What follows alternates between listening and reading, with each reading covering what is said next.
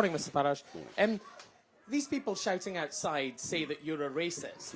Will you reassure them you're not by apologising to the Scottish Labour leader Anas Sarwar for claiming that he would prioritise the Pakistani community when you must know that he literally said no such thing? OK, so I can tell you this. We've not heard these sort of chants or tweets in England now for a very, very long time. And indeed, the First Minister, Swinney, was the one that started using this word yesterday in a deliberate, I think, and very, very provocative way. I would remind everybody that the chairman of the party is Scottish-born, but comes from parents who come from the Indian subcontinent. But we don't talk about race at all. We think everybody should be treated equally. We object very strongly to the segmentation of people into different types. And I think, to be frank, that Mr Sarwar has a record of obsessing on this issue. There was the famous speech that he gave in the Scottish Parliament saying, why the judiciary white? Why are these leading figures in Scotland white? A most extraordinary speech given the statistics and figures here. And actually, I think that speech that he gave was sectarian in its very nature. We are the South Asian community. We are going to take over the country and take over the world. He didn't say any such thing. Well, he did actually very, very clearly. He did not say that the South Asian community would take over the country or the world. He said nor did he use the word prioritise. He said. Why can't I hear what you're saying, but why can't you just accept what he literally said and not mischaracterise what he said? We believe what he said was a form of sectarian politics, and we don't like it one little bit. Thank you very much indeed. Ben Phillip from BBC Scotland. Obviously, here in Aberdeen today, Nigel, many will be listening to what you're saying about the oil and gas industry. On the slogan, drill Scotland, drill, is it not the case that that will just make oil and gas companies even wealthier? It's not going to lower bills. How will your policies actually help ordinary people? Jobs, jobs, jobs, very well paid jobs, money in people's pockets, which they'll spend in Aberdeen and elsewhere. And yeah, big companies can make big profits. Big companies can make big losses. It works both ways. This idea that a political party either supports the workers or supports the private companies that put risk capital in is absolute nonsense. The two can't coexist without each other. And what is for certain in Scotland and across the wider United Kingdom is the public sector gets bigger and bigger and bigger, and our overall national finances means that we're getting poorer and poorer and poorer. And just look at GDP per capita over the course of the last few years. I know, but most of the oil and gas that is extracted from the sea just outside is exported.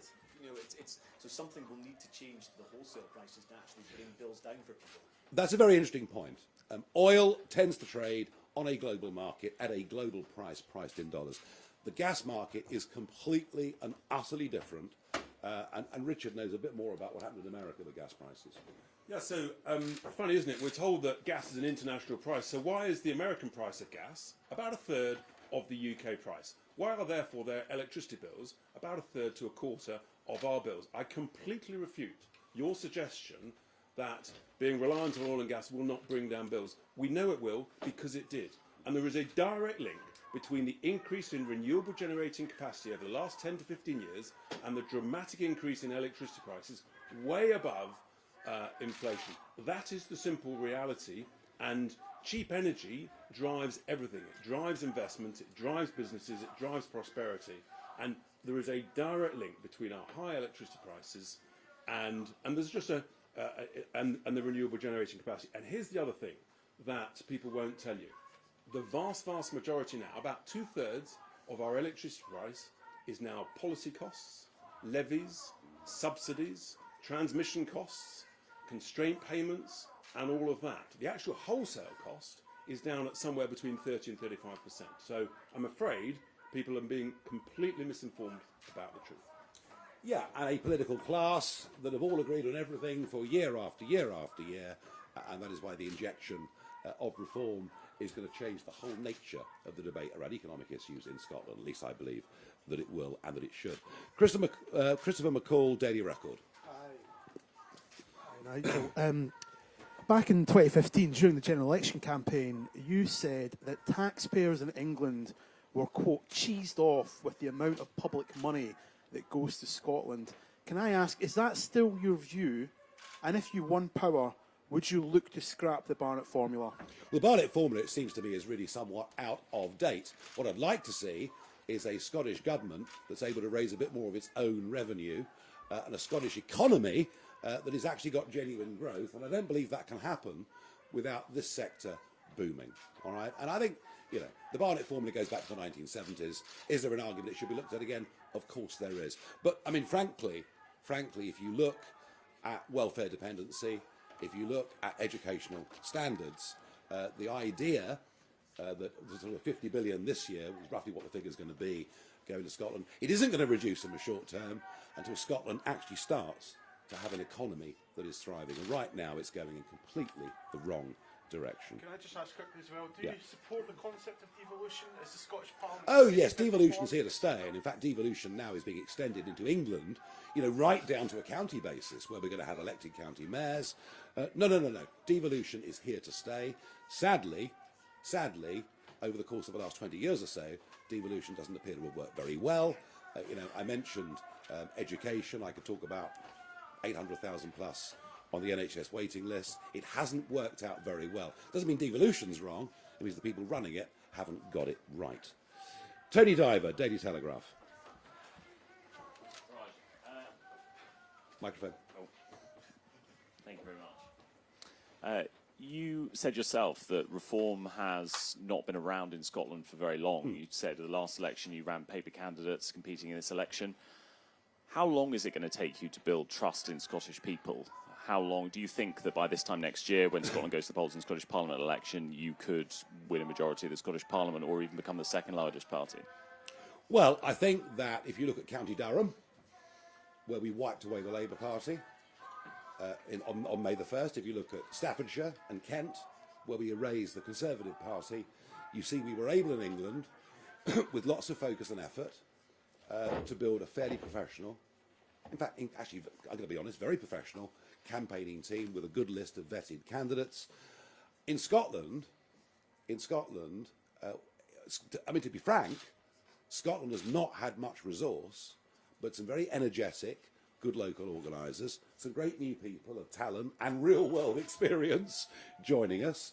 I don't see any reason why we can't do exactly the same thing here. You know, I mean, I accept the SNP have a very, very solid baseline vote. I think the Conservative Party in Scotland will wither away. It frankly serves no purpose. And I think the conditions for the Labour vote in many parts of Scotland are not dissimilar to what we saw in County Durham. So, yeah, I'm very optimistic we can make a big run at the Scottish Parliament next year. We've got a lot more to do. You know, you could say right now the party in Scotland is a movement.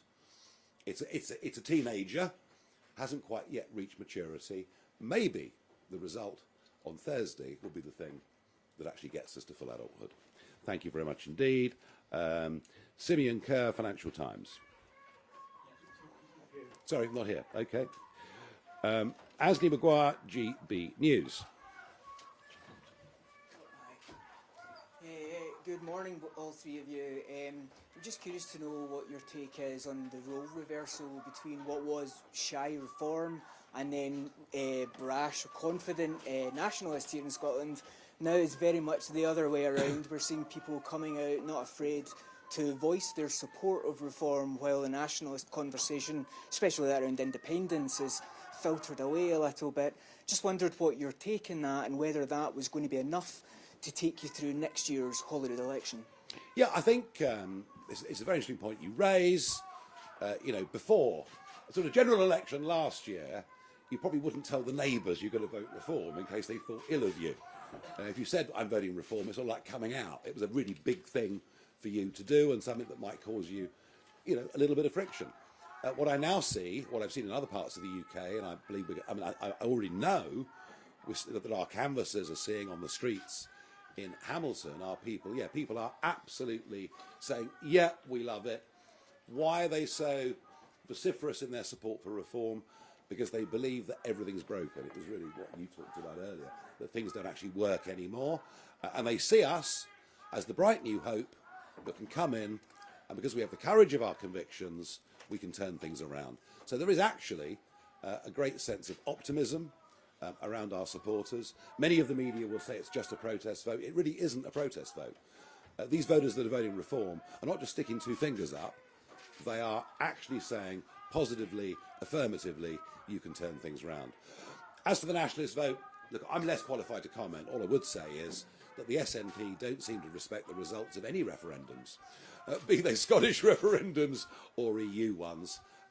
And whilst this seesawing that's been going on in Scotland between Labour and the SNP has now reversed the other way since the general election, I'm not actually sure whether the depth of support for the SNP hasn't been more of an anti-Labour position in the absence of an alternative, and that's what we are going to try to provide. Do not underestimate over the course of the next year that we can get people who previously voted SNP voting for us, because I genuinely believe that we can. Gina Davison, LBC. No show? Fine. Dave Galloway from North Sound Radio. Thank you, Nigel. Good morning. Good morning. I want to ask for your reply to the assertion that SNP Westminster leader Stephen Flynn has made about your views. He calls them short-sighted stupidity and says you shouldn't be allowed to do to Aberdeen what you've done to the UK economy. Well, he's entitled to his opinion. On a personal basis, I quite like him, actually. He's got a bit of character. He's got a bit of spirit. And somebody, we get on rather well with him, actually. We have a bit of fun with them. They sit right in front of us. We just don't happen to agree. I think the short-sightedness is for Scotland to turn its back on an industry that for over half a century has been providing so many jobs and so much wealth. If it was the end of oil and gas, we weren't going to use oil and gas in a few years' time, it would be a perfectly valid thing to do. That is not the case, and I repeat the point, and you can give it to Stephen if you like, that 2025 will be a record year for fossil fuel consumption globally. We may not like that fact, but it's there. And actually, I think we're the ones with an economic vision that can make people genuinely better off. And just on the subject of carbon capture, why do you believe that scrapping the Acorn project, which can create thousands of jobs and attract billions of pounds of investment, is a good idea? Look, I've been hearing about carbon capture. I've been hearing about battery storage for wind farm energy, and I've been hearing these arguments now since about 2000. For about a quarter of a century, I've been told these things will work, they are going to work. I have not as yet seen any evidence that carbon capture will actually work. And by the way, if I do, I will change my mind. Could I just add one point to that, Sure. which is that even the Greens are not supportive of carbon capture. And I think that tells you a lot about their perception as to whether or not the technology will ever work. One technology that does work, of course, is nuclear. And maybe you can ask Stephen Flynn about that, because I think what you're seeing across the Western world is quite a marked shift. It started in America, we're seeing it in Europe now as well, quite a marked shift of public attitudes towards nuclear energy, given that it gives continuous baseload power 24/7, 365 days a year. And we certainly think that the development of the small modular nuclear reactor, I mean, every submarine's got one, we haven't quite got there yet with it, but I think that probably long term, in terms of reliable energy, is going to be our salvation, because I don't want Scotland or the United Kingdom to go through what Spain has just been through. Spain, who of course have boasted about having the highest level of renewables of any country in the world. Thank you very much indeed. Neil Poran from the Press Association. Morning. Good morning. Both Anash Sarwar and John Swinney have said they would debate you. Would you be willing to debate them? And if not yourself, when do you think you would have a Scottish leader for reform who could maybe do that? Would I debate them? Will you hold my jacket? I'll be delighted to. Of course I'll be delighted to. When are we going to have a Scottish leader? I think I can refer you back to the answer that I gave the Telegraph, that we are a mid-teenage year political movement that is evolving in Scotland into a fully fledged political party, the way that it has south of the border, because of our emphasis on it with the run-up to May the 1st. All in good time is the answer to your question. And by the way, I do want Reform Scotland to be as autonomous as it possibly can be, and that is absolutely our intention. All right. Very, very good. Michael Andrew Blackley from the Scottish Daily Mail. Hello, thank you. Good morning. There was more polling for the Scottish Parliament elections out at the weekend. You've got a sizable share of the vote, but it's pretty clear from that polling that the SNP, despite collapsing compared to 2021, is still going to win by a mile. So are you concerned that actually you could be the man to save the SNP and give them another term at Holyrood? Well, even if we didn't exist, I think you'd find the Labour vote next year would be significantly down from where it was in the general election of 2024. We are a fresh voice in Scottish Parliament, making different arguments, as you can see this morning on this stage, to those that are being made by the other political parties. And you know what? Even in opposition in Holyrood, and even in the run-up to those elections, I think one of the things that I would stand on the track record that Richard and I have got, is we're actually quite good at shifting national debate and shifting government policy, regardless whether we're in power or not. So I believe we can have a significant impact on policy from now going all the way through. And by the way, on oil and gas, on the whole net zero debate, this is almost the next Brexit, where you have, you have Westminster, you've had Edinburgh, you have Cardiff, all have been wedded to one particular point of view. Us, as the minority voice inside those institutions, but increasingly a majority voice out in the rest of the country. Believe me, the scales are falling off the eyes of the public when it comes to net zero. They realise that we are putting upon ourselves a massive cost, let alone the opportunity cost of what we're missing when we globally produce less than 1% of global carbon dioxide, that percentage falling every single year. And when they actually understand that when we close down refineries, think Grangemouth, when we close down steel works, think Scotland going back a few years, all we're doing is exporting the emissions of CO2 with the goods then being shipped back to us. The public are waking up to this, and very, very quickly, I might argue. Conor Gillies from Sky News. Mr Farage, Anna Sarwar has called you a pathetic, poisonous little man. John Swinney says you're not really interested in Scotland. Are they right? And second of all, have you ruled out standing for Holyrood next year? I have ruled out standing for Holyrood next year. I am not a Scot. Beyond playing golf and attempting to catch salmon and a few bits of family, I don't have Scottish connections. Even when I was in business, I didn't have much. I had some, but not much north of the border. So I will not be standing for Holyrood. That would be wrong in every way. Do you know what? The more they insult me, the more I know we must be doing something right. And I think they're in a blind state of panic. They're chucking around all sorts of insults. I thought the First Minister yesterday was frankly insightful in what he said.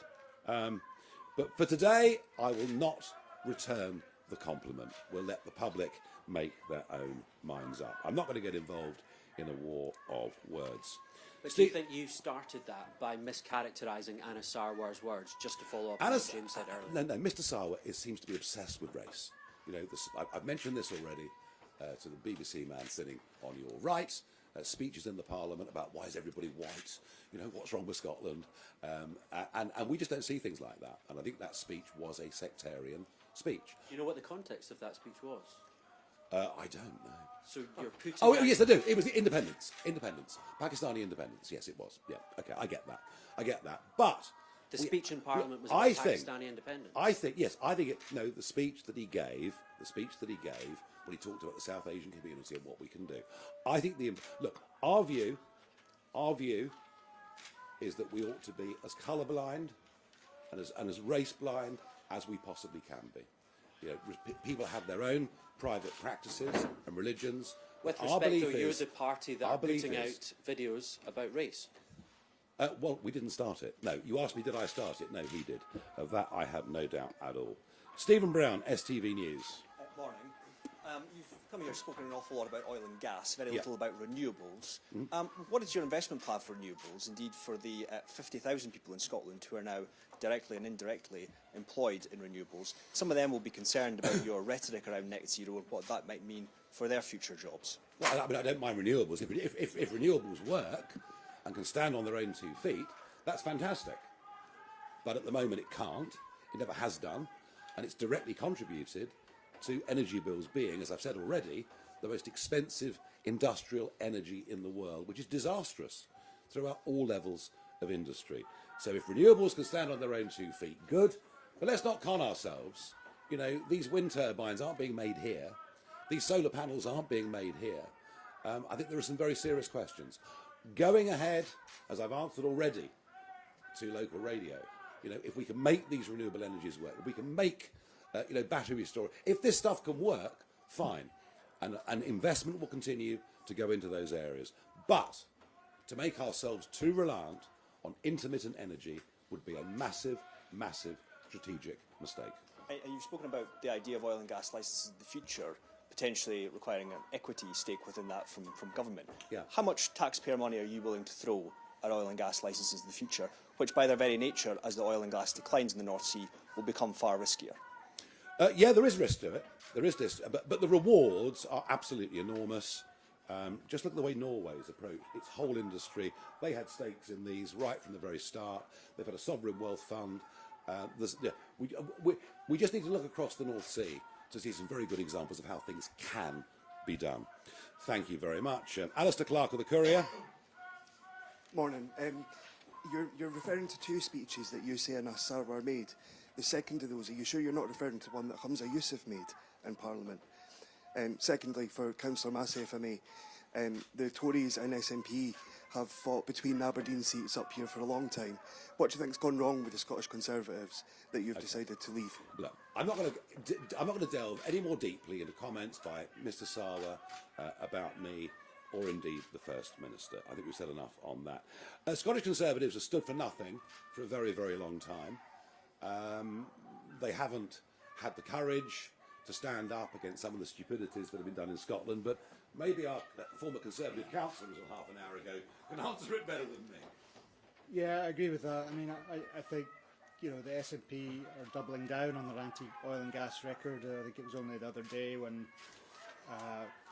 the SNP said that they were, you know, fully focused on net zero. I think, go back to Conservatives, obviously I've got respect for my Conservative colleagues, but I think they have failed to set out a vision for Scotland and for the UK, and I think Reform has done that and is doing that, and, you know, we're very much in Scotland the start-up party that is pushing ahead with sensible policies for energy and for oil and gas. Thank you. Stephen Carroll from The Guardian. We take a lot of questions here, don't we? Hello, it's Stephen Carell from The Guardian. Mr Farage, can I just clarify something about Reform policy on oil and gas extraction and coal extraction? Is it Reform's policy that all oil, gas and coal should be extracted worldwide?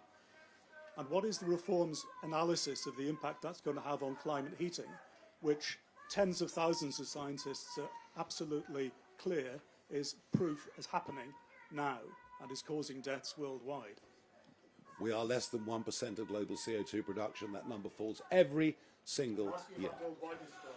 I think it would make more sense to use the coal that could have been produced in Cumbria and taken across to Scunthorpe to keep the steel plant open. I think it makes more sense to produce that coal in Cumbria than it does to import it from Japan.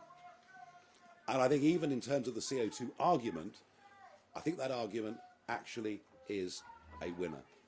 And we have to face up to the realities that China, Indonesia, India are using more fossil fuels. Coal, take coal. You know, we're going to burn, mankind this year is going to burn 8 billion tonnes of coal. I share with you reservations about what this is doing to the atmosphere. You know, I share those reservations. But does it make sense to commit economic harry-carry in this country whilst this is happening across the rest of the world? No. Better to refine in this country, better to produce chemicals in this country, better to manufacture cement, other products, steel, other products that use an enormous amount of energy, better to produce it here under better environmental standards than produce it in India and China under much lower standards and then ship the goods back to the UK. And I'm just trying Severin. I'm just trying to be rational and logical. Can I just go back Of to course. the first question, though? What is the reform strategy on or position on maximising oil and gas and coal extraction worldwide? Because if you say it's good for Scotland, then presumably it's good for everybody else too. Well, it's good for Scotland. No. It's going to go to 5 degrees. Let's get back to logic. If we're going to use gas in Scotland and elsewhere, there's a strong argument to say we should produce it ourselves, make lots of jobs, and get lower energy bills. And that's the argument that we will go on making, and I think the public increasingly support us. The Herald I'm going to speak to last for fairly obvious reasons outside. Alexander Ellards from The National. Yes. Good morning. Good morning. So last year, Labour suspended around 10% of the weapons export licences to Israel. The following day, writing for GB News, you questioned whether Israel was really still an ally of the UK. I'm just wondering if you can expand on that, just outline your foreign policy position on Israel and Palestine. I'm sorry, that's wrong. I said it the other way round. It wasn't whether Israel was an ally of the UK, it's whether the UK was an ally of Israel, and I say that after the British hostage case, where I did meet the family, I did make very, very strong representations to the British public to say, look, this Damari case, we need to wake up to this. I did my best through American media to make them aware there was a British hostage, and I think what you'll find is that the Foreign Secretary, David Lammy, met with the family and gave a fairly underwhelming response. So my question then, and as you say, we are going back a bit, my question then was, are we really an ally of Israel's anymore? I know that since then things have deteriorated, and even some of Israel's strongest friends in the world are asking some quite serious questions. I guess that's my question then. If you were at the head of the UK government, what would your position on Israel and Palestine be? Would you label their actions in Gaza a genocide? No. Would you suspend all arms licences? No, I wouldn't. And I think we have to get back to a fundamental fact that what happened on the 7th of October was the most appalling barbarism committed by an organisation who say they will do it again and again and again. No easy answers, I accept that. I'll just say one more quick thing, if I may. Very, very interesting to see some quite senior American generals over the course of the weekend talking about the new EU Defence Pact, which Starmer is signing us up to. There are still more details to come. But when you get senior American NATO generals, retired, saying that an EU force is a distraction to NATO, I would suggest we should start to get very, very worried indeed and face the reality that in terms of defence, yes, of course, increased defence spending, provided it's procured properly, is a good thing and is very, very important and very necessary, a bit like paying the insurance on the house. Without the Americans, we are defenceless. And the more we push down this EU route, the more sceptical the Americans are becoming about our independent role. Right, okay, where are we going next? We've got Rachel Amory from The Scotsman. Good morning. Looking at the by-election this week, if Reform comes third behind Labour and the SNP, is that a failure in your eyes? And if Reform does win and we see a Reform MSP in Holyrood, will we see more sort of personalised attacks on other MSPs from that candidate? You're giving a fairly wide range of expectations there. Are we going to win it or have a disaster? I mean, you pay your money, you take your choice. From what I understand, there's been no proper polling done within the constituency whatsoever. We just don't know. Are we confident of coming third? Yes. Are we confident of coming second? Well, I don't know, but if we do, it'll be a very nice surprise. Do I realistically think we can win? Well, if we do, then that will be the biggest earthquake Scottish politics has probably ever seen. But you never know. Anything on a low turnout election with a disenchanted electorate, I guess it's not impossible, but I think it's improbable. Stuart Patterson from the Scottish Sun. Hi, Mr Farage. You describe yourself as being down to earth, but why then have you kicked off your campaigning in Scotland today in a restaurant where people are paying up to 30 quid for a fish and chips?